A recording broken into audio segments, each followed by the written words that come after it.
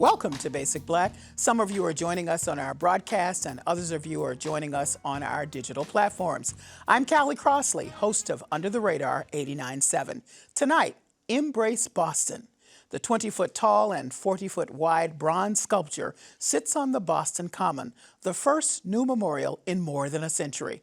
The Embrace is an artistic recreation of the moment the Reverend Dr. Martin Luther King Jr. and his wife Coretta Scott King embraced after he won the 1964 Nobel Peace Prize. The honor was a high point in the lives of the couple who met in Boston, committing to each other and to their life's work as civil rights activists. The unveiling of the Embrace sculpture happened this week as Boston and the nation also celebrate Dr. King's upcoming birthday. Will the Embrace do more than symbolize the King's legacies and Boston's past? Or will it represent a renewed dedication to addressing Boston's ongoing racial tensions and its future? Joining us this evening, Lamerchi Frazier, Executive Director of Creative Strategies, spoke. Amari Paris Jeffries, Executive Director, Embrace Boston. And Tito Jackson, CEO and founder, Apex Noir Cannabis. Welcome to all of you. Of course, I'm starting with you, Amari. 2017, it's been a journey. Congratulations first. Thank you. So excited to share this, have this opportunity to share this with the city. Yeah, excellent. All right, so why now, do you think, is just the right time? Of course, there was planning and construction and all of that, but it lands at a particular time in Boston's history, current history. So what do you think about that? Yeah, I think the Embrace couldn't have happened 10 years ago. And I think there's this ushering of this change, this wave that happened really with the election of Congresswoman Presley. And we just seen like popcorn in the microwave, things popping and really explode. And I think the Embrace is part of this new wave of civic and elected leadership that's happening across Boston. So we're seeing the changes, and to have a new memorial not only symbolize that change, but represent an aspiration for the future is what the Embrace is about. And I think that's why now is important more than ever. What are you most excited about having people respond to the unveiling and all the rest that's a part of this? We've heard, every time I go out of town, people say, "You from Boston? You live up there? They got black folks up there?" And, we know that, Boston is a city that's 51% people of color. It's, sometimes 23, 25% black. And to be on the Freedom Trail, to be in America's oldest park, the Boston Common is part of Frederick Olmsted's vision of American parks. And so the Embrace is like the crown jewel of that. About 6 million people visit Boston Common every year. And to hear a black story, a black love story about a family in Boston's oldest park, America's oldest park, on the Freedom Trail. It's a new story of America. I think visitors and residents will get to hear and get to explore about our city. Okay. So what I want to make sure that everybody understands is that the Embrace sculpture is of a piece of Embrace Boston. And the two of you, Lamerchi and Tito, were part of a committee to look at the other main part of the sculpture's unveiling, which is the honoring of 65 Bostonians. So Tito, talk about that. Interestingly, we were given somewhat of a thankless task in having to identify just 65. But I think the tone and tenor of this is we know that the movement was truly a movement, and it was not only one person. And by the way, it was not only one man. There were so many women, allies, people from the LGBTQIA community who were part of the movement as a whole. So I really want to thank Amari and his team for not only doing the statue, which is wonderful, but understanding this movement was organic in Boston. And it was happening prior to King's attendance at school here and the like. And it also went on after his unfortunate death. So very, very proud of the hundreds of people who were nominated. It was an open community process, and actually really embodied what we want to see in the interaction and the civic engagement that has already happened. And I had the best partner ever. Yes, you're a co-chair, Lamerchi Frazier. So Lamerchi, you said the focus, as thankless as a task as this was to narrow down, you started with 35, it went to 65, but the focus is civil rights. Explain what you mean there. Well, I also thank Tito for helping me to do this, but signifying what really civil rights is as a continuum. Boston is an anchor of that from the history of 1638 forward. And so this particular period in time that we had to focus on to identify people who were working in this movement from 1954 to about 1970, there were so many that contributed to, when you think about the idea of oratory, those are the people we see first. Those are the people that are out front. But what about all the inner workings of the movements, the meetings, the kitchen tables where people met to strategize during the civil rights era to bring about what is humanly possible, what is human rights, along with the message of Dr. King. So his visit in 1965 was seen with throngs of people, 22,000 people. That doesn't happen because you have one person. That happens because there's not only oratory, there's cooking in the kitchen to feed the people. There's architecture being built to gird up the city for the schools that are going to improve because civil rights is a focus. So when we think about the abolitionist community that was here at Boston, in Beacon Hill, they're echoing of what happens now is still with us. When we think about the community that demanded the Crispus Attucks sculpture, it was a Black community. And so this is a long line of thinking and manifestation of the desire of a people to belong.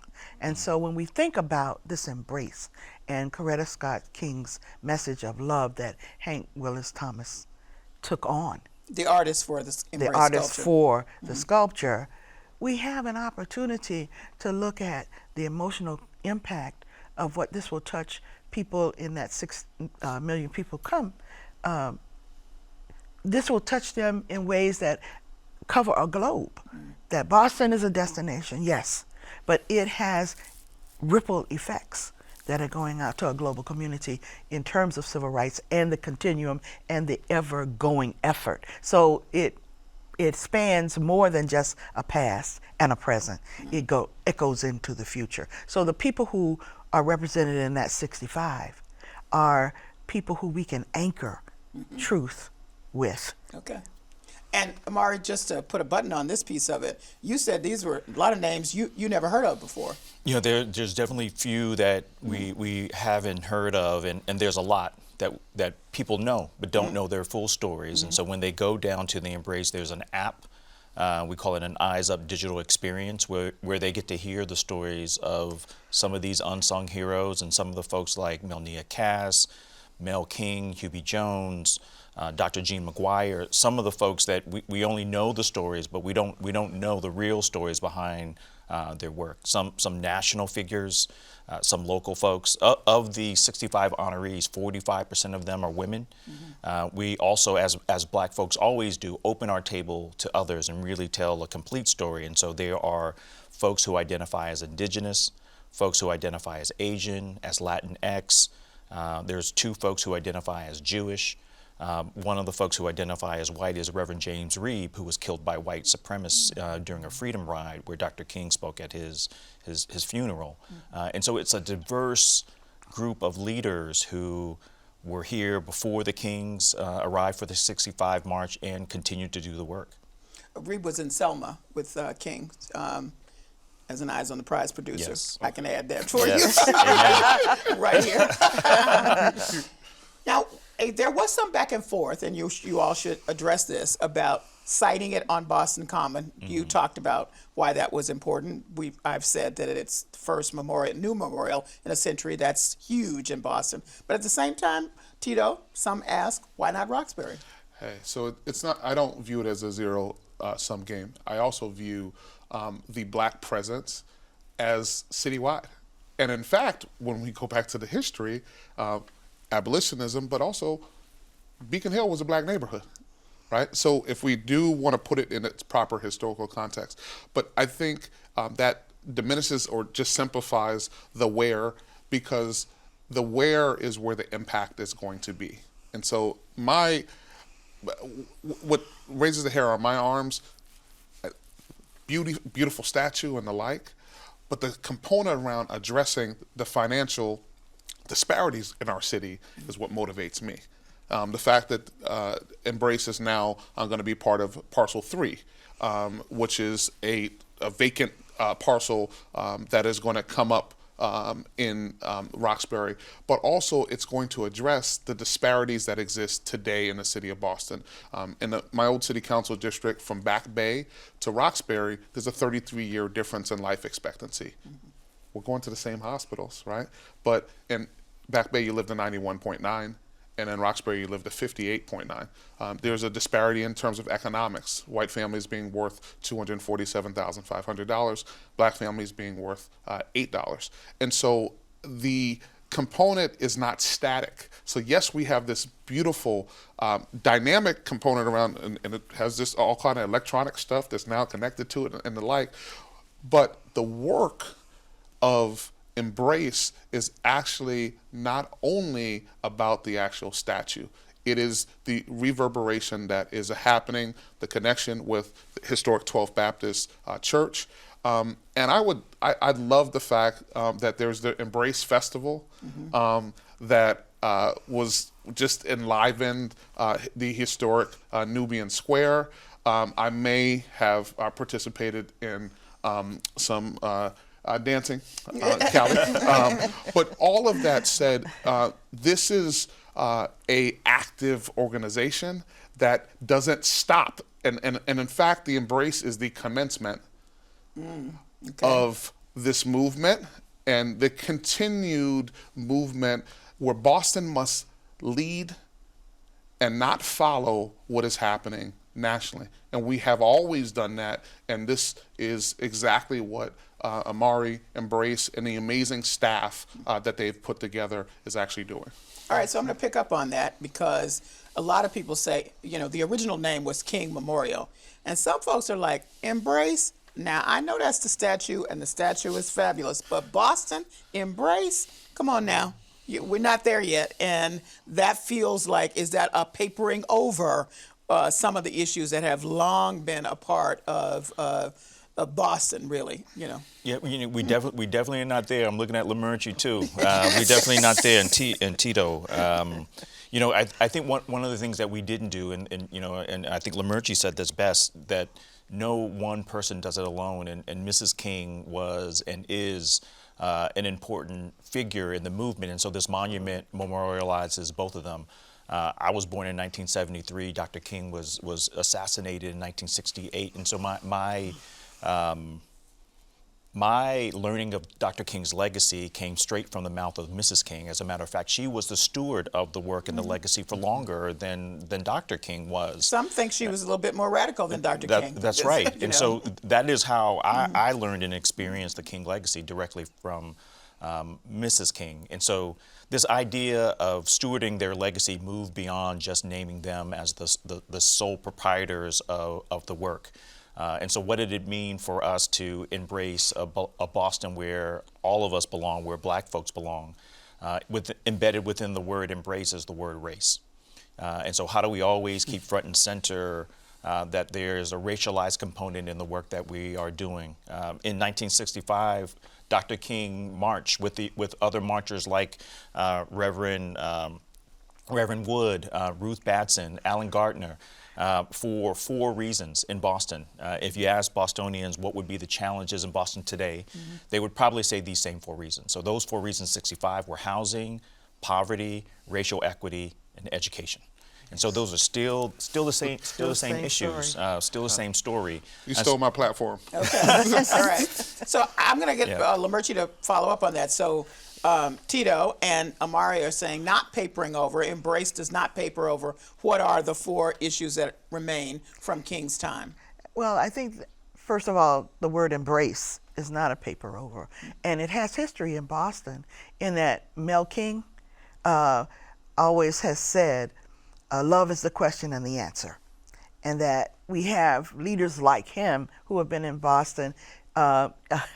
He always encourages hugs. Mm-hmm. So when I read Hank Willis Thomas's description of why he chose that word in her quote, in Coretta Scott King's quote of embrace, it was genuinely and authentically connected to how Boston civil rights has been issued. It is not that everyone gets it. Okay. I think that is a critical issue, but that it is not out of place. And it is something that we can make real. It is a call to action. So it's not a static thing. Freedom never is static. It is an ongoing quest. So when we talk about the embrace and love and wrapping around the issue of people having the right to be, the Declaration of Human Rights talks about everyone has the right to exist and to be cared for. We need to, as a global city, as a creative city, keep that message going. It is never, ever really reached finally, but it is an ongoing becoming. So I think that it's appropriately named. So going forward, because all of you have said, and we want to emphasize, the unveiling is not the end. As Tito has said, this is the commencement. What then, where does Embrace Boston, where do we see Embrace Boston, Amari, after the unveiling? Yeah, definitely the beginning. And, we think about the ways in which our city, one of America's storytelling cities, doesn't tell the story of Black Boston or BIPOC Boston or different Boston. It tells a singular story. And so there's more monuments and memorials that need to be placed and laid in our city, and that's been one of the incredible and important emphasis of our work. And also through storytelling through our Research and Policy Center. And so Embrace Boston is an arts and culture organization and a research policy center. And so one of the things that we're excited about is the parcel in P3. And so when I was hired, they said, Imar, you got to do 3 things. You got to raise the will, the resources, and the know-how to build this monument. You have to think about how we support 12th Baptist Church. You need to raise $1 million and give it to 12th Baptist Church. And then finally, you have to build a center in Roxbury to connect the 1965 Freedom Rally corridor that connects Roxbury, the historic heart of Black Boston, with the park, with Boston Common, which is the historic financial heart of Boston. And so we've done 2 out of those 3 things. We built this beautiful memorial through an inclusive process and gotten thousands upon thousands of people to support us with their time, talent, and treasure. And let me pause there and just say the drawings, the renderings originally were available to people in neighborhoods and communities to weigh in. Continue. Right, and so there was a community vote. It was the one that the community voted on. We did this in a very democratic process. Raised $1 million and gave the $1 million to 12th Baptist Church over 18 months ago, and I think the 3 of us were there to give that the big check. And our last big piece is to continue the work with this center, and so placemaking is important. Lamerchi talks about this all the time. Tito talks about this all the time.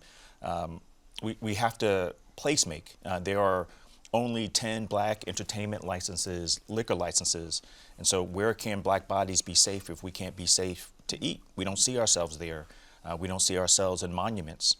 We don't see ourselves in home ownership because places haven't been available to us. They've been stripped away from us in the form of racism. And so that is part of the work, and the monument being downtown is a part of placemaking. This is our home base. We belong here. When will the center itself be done? Can you project? We're imagining 2027 we'll be opening the doors there, and so it's right around the corner. It took us 5 years to finish the Embrace, and we estimate it's going to probably take another 5 years to finish this process as well. So I want to talk about the statue itself. We've mentioned that Hank Willis Thomas is the artist. I don't think people have a sense of how huge it is. And one of the things that, that just folks need to be reminded of, it's not that you can just look at it, you can be under it, around it. Lamerchi, talk about that. I think that is one of the most salient values and treasured moments for people who come to this. They bring their own information to the sculpture, but when they go under, they can see themselves reflected in this. So it is a living memorial. It is not just a static sculpture that you go visit and sit in front of or stand in front of, but you can see yourself reflected, and you as your star player begin to understand more about, oh, well, maybe this is more about me than I think. And so I think the value of having that reflective surface is a part of mirroring community and mirroring individuals that make this collective and this unapologetic kind of thrust into truth of the words of Coretta Scott King and Martin Luther King in the area of justice. Am I participating? Is a question that can be asked up under it. I experienced the Chicago Bean and the reflective surface of that, and though it distorts you a lot more than this one will, there is this opportunity to reckon with oneself and self-discover. So it's an ongoing work as people visit it. And I want to give you credit because you did double duty, not only working with Tito and picking the 65 folk, but also in selecting the artists. So yes, that's why you can really speak to it in the way that you can. Yes. Both of you, how about the largeness of it, and how do you feel about that? I consider myself a pretty large person. I am not that large in comparison, but I also think it's a reflection of the impact of two amazing individuals, but I also think it's a connection also with the challenge that we all have to be part of the movement, to do our part.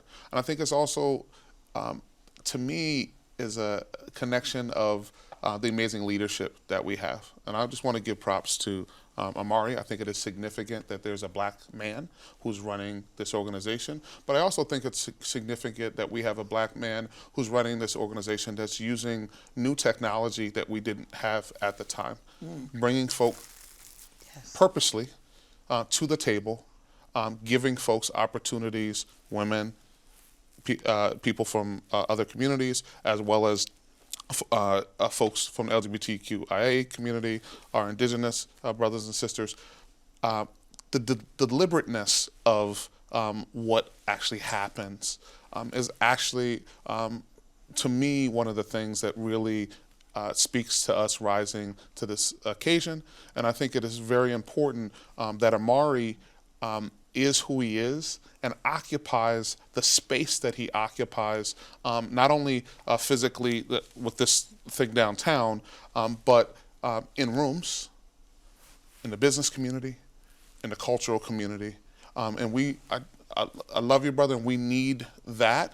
And we also need the motivation. And by the way, in 2027, you don't get to leave either. So because he had to see 2 out of those 3 things. But I think that is another really important pillar to what is going on. And I think really what Amari is doing really reflects the acceptance of our generation's baton and actually solidly doing this work and making sure that we move this city.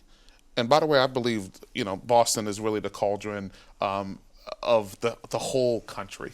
Everyone looks, we're big enough, but we're small enough. Yes. And we punch way above our weight. Yes, longtime Boston resident. You're like, we get it. Amari, just speak to the strength of the power of the immensity of the sculpture. One of the things I'll say is the plaza that the sculpture sits upon it, 1965 Freedom Rally Plaza, was designed by a black man. The lead designer is Jonathan Evans from Mass Design Group. And so you have the sculptor, Hank Willis Thomas, who's a black man. You have Embrace Boston, of course, the organization we talked about, but the designer also is a black man. The 4 of our 5 founders are black people. And so this organization, this monument from top to bottom, was conceived by people of color who share the experiences of the kings, right? And the plaza is designed in a grid pattern, in a pattern that harkens to the African American quilting tradition. Boston is one of the final destinations, or second to last destinations in some cases, on the Underground Railroad. And many times we would send messages through our quilts. And quilts are something that families used, especially in slave times, in the present, and they pass them on to generations in the future. It's a textile that everyone participated in, and so when you see the plaza, it's communal. And so you'll see the plaza, and it's a communal plaza. And we thought about two things. We thought about the beloved community, and we thought about King's line in Letters from the Birmingham Jail, where he talked about this garment of destiny. And embedded within those quilts there's messages, and so we hope that people see the message in the quilt. The names are laid in a labyrinth of those leaders, and so the labyrinth tells a story, and so there's another message embedded within that. And then finally, I'll say the font that we used was created by a Black creator. It's called Martin font. And so it's a font, when you see it, you'll say, hey, those look like those civil rights signs from the 50s and 60s. Well, there's a font, actually. Someone created it. It's called Martin font, and a Black creator created this. And so throughout this process, it's been communal. Okay. Well, everybody's excited, and new season of Boston. Absolutely. New season of Boston storytelling. Yes. Yes, Okay. absolutely. All right. Thank you all for joining me. Thank you. Thank you for having us. Well, that's the end of our broadcast and the end of the show. Thank you for joining us, and now stay with us as we continue our conversation on our digital platforms, YouTube and Facebook.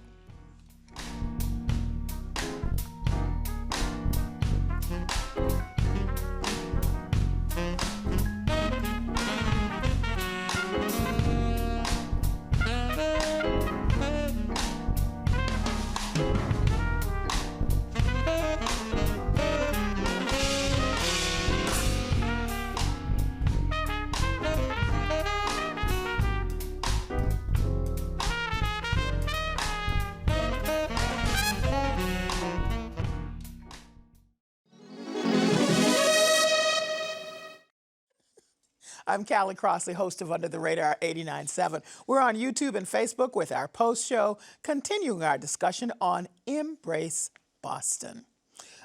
So what's the thing that you would hope that anybody coming would take away just viscerally?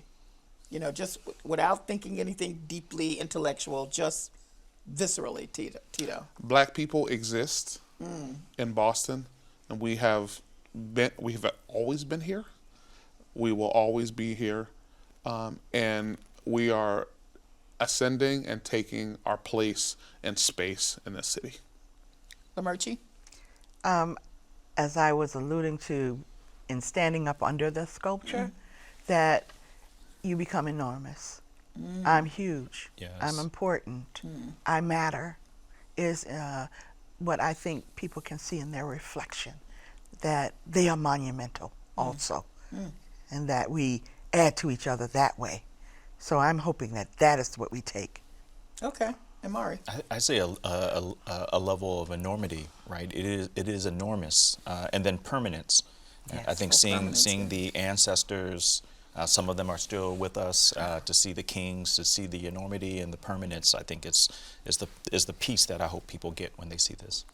Now, you talked about 4 storytelling cities, and Boston is the 4th, I think. What do you mean? What do you mean by that? Or, all right, you can do several storytelling cities. Sometimes people get offended that we don't talk about their cities, but you know those storytelling cities are Boston, New York, Philadelphia, and Washington, D.C. Well, why do you call them storytelling cities? Because, you know, when people want to get their American story reinforced, they go to those cities and to visit and to hear those stories. And Boston's story of the Boston Tea Party, one is by land, two is by sea, the Paul Revere's Ride, Sam Adams, the OG Patriots. Yeah. And, the story that they'll get when they come to Boston is an inclusive story. The Embrace is part of this inclusive story. The Crispus Attucks Memorial is a part of this inclusive story that we are beginning to tell, right? We are beginning to illuminate, and that's what I mean by storytelling. See, no one's going to, no disrespect to anyone from Omaha, Nebraska, but that's not why they're going to Omaha, Nebraska to learn about America. And Boston can tell a different American story, and I think that is our opportunity. I what I know will happen, what is happening with this event, not just the event, the unveiling event, but with the whole project, is that there are some folks that have come together that have not been together in the past. So this is unusual. I'm just saying. So I remember the days of the Vault here in Boston, which was a very closed, exclusive group of folk. None of them were persons of color, who sort of operated behind the scenes like a vault, and all this other stuff they made happen in the city. This feels more like a real opening, not a we're just saying some words opening. Is it authentic, Tito? I absolutely believe it's authentic. I happen to be on the board of an organization called the Global Citizen Circle, used to be called the New England Circle. Yeah, that's right. And it was the comeback to the vault, That's right. Which, and I characterize it, and I think this is appropriate here, as radical civil conversation. And I believe that this lightning rod, right? So there's 6 million folks who are at the Common. 18 million folks pre-COVID go through Faneuil Hall, right? So this kind of, and by the way, Faneuil Hall is the 7th most visited, above Disney.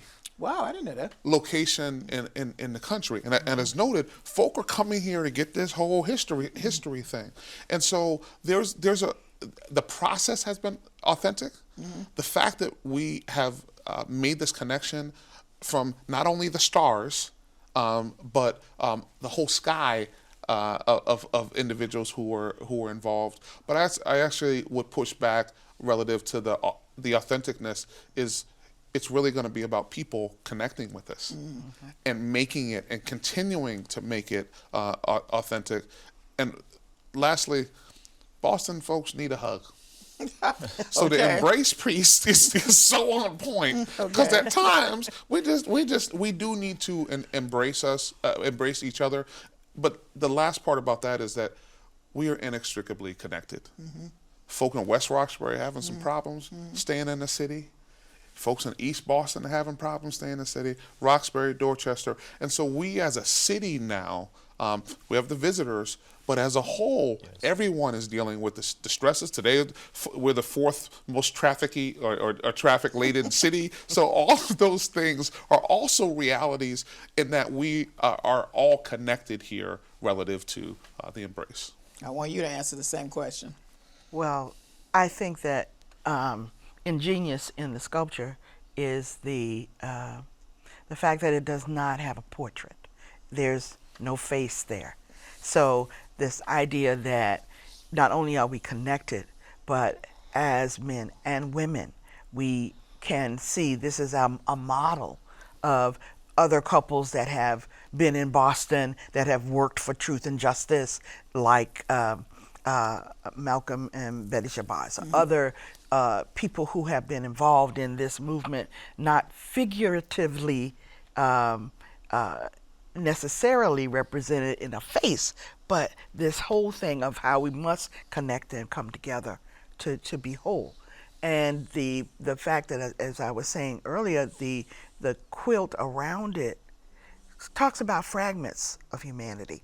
Fragments that speak to, you're here and you're a part of something, but then as we join together, we become a better whole. And so it represents so much for, in terms of the city of Boston being a city of revolution, a city, a founding city that promotes these democratic principles. And now this sculpture across a few centuries and arcing about 5 brings us to this point of, are we going to make it real? And so this sculpture gives us an opportunity to explore that notion. Okay. Amari? And I think the app tries to continue that story, both the story of the individuals who are named there, but really the app came about because we said, how can someone who can't see this app? And through assisted technology, one who cannot see are able to see the app. And then we said, well, how about someone who, and then there's Braille markings throughout the embrace. How about someone who doesn't speak English? And so the app also translates the experience in Portuguese, Spanish, and Mandarin. and we plan on continuing the language accessibility. And so we kept pushing the envelope. How can this be more inclusive? How can this be more accessible? How can we tell more stories and more stories? This can't be the singular place where all the stories of people of color live in the city of Boston, and people say, we're done with that. Y'all don't need no more monuments. But it is a start. It's an expectation of, if you're going to tell a story, tell all the stories all the time as well as possible. So do you think that undergirds my original question, which was about the authenticity of the coming together? Yes, because in order to authentically tell those stories in other languages, we went out and we met with folks from the blind community, the hard of seeing community, to say, how could you see this monument? And they told us, if you want to help us see this monument, do it like this. And then we did. And then we asked people who speak other languages, how could you interpret this monument, or how could it be interpreted for you? And then we did that. And then we said, well, whose story is not missing? And then we went out and tried to find those people and try to tell those stories too, to try to model what we expect Bostonians in Boston to do. You got to do the work. And it was hard, and it wasn't at the same time. So last word from you, Imari. What will be your measure of success? Our measure of success, 2030 is Boston's 400th anniversary of a city. 2020, during the height of the pandemic, was the 400th anniversary of the Mayflower. I want to see if we could make demonstrable change in this decade, and I think we're off to a good start. All right. Well, thank you all for joining me. Thank you, Callie. Thank you.